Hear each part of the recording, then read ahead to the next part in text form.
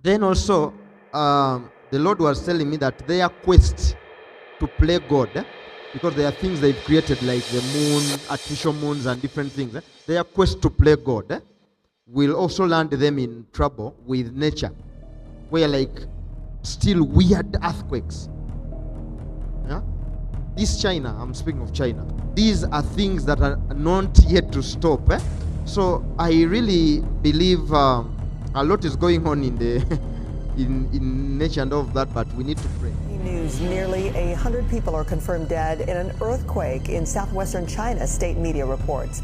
The magnitude 6.8 quake struck near the city of Shigatse in the Tibet region. Tremors were felt in neighboring countries. Let's turn now to Janice Mackey-Frayer, who is in China. Janice, good morning. A devastating earthquake in China's remote Tibet region has claimed at least about 95 lives, leaving a trail of destruction in its wake. And this tragedy has raised some urgent questions about China's ambitious projects in one of the most seismically active and ecologically fragile regions on the planet. This high-altitude region sits on a major fault line where the Indian tectonic plate crashes into the Eurasian plate, forming the Himalayas. Earthquakes here are frequent and deadly. In the same region, China is pushing ahead with its plan to construct the world's largest hydropower dam on the Brahmaputra River. The project, estimated to cost $137 billion, poses immense risks. China insists the dam will not harm downstream countries like India and Bangladesh. China's construction of the hydropower project in the Yarlung-Tsangpo River downstream has gone through rigorous scientific verification and will not have any negative impact on the ecological environment, geology and water resources of the downstream countries. The dam site is situated near active tectonic boundaries. The massive engineering project increases the potential for disaster, especially in a region already prone to powerful earthquakes.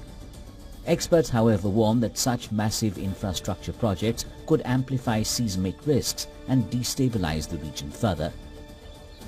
Since China's occupation of Tibet in 1951, the region has been subjected to relentless resource exploitation.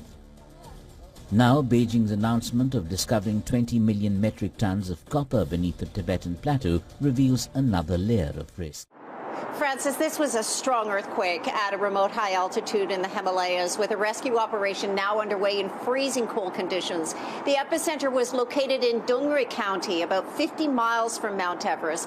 It's also near one of Tibet's holiest cities, called Shigatse, with a population of nearly 650,000.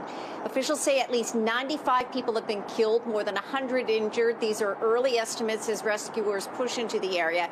It was a 7.1 magnitude quake by USGS estimates, about 6 miles deep, and shook buildings in Nepal, Bhutan, and parts of India. More than 1,000 houses damaged. Some have collapsed. Videos on social media here and state broadcasters showing destroyed homes with walls torn apart and rubble everywhere.